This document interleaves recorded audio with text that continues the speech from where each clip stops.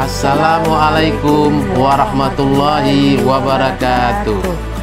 Dalam kerendahan hati ada ketinggian budi, dalam kemiskinan harta ada kekayaan jiwa. Hidup ini terasa indah jika ada maaf. Seperti embun pagi yang menyejukkan hati, semoga di hari yang suci ini membawa kedamaian sejati.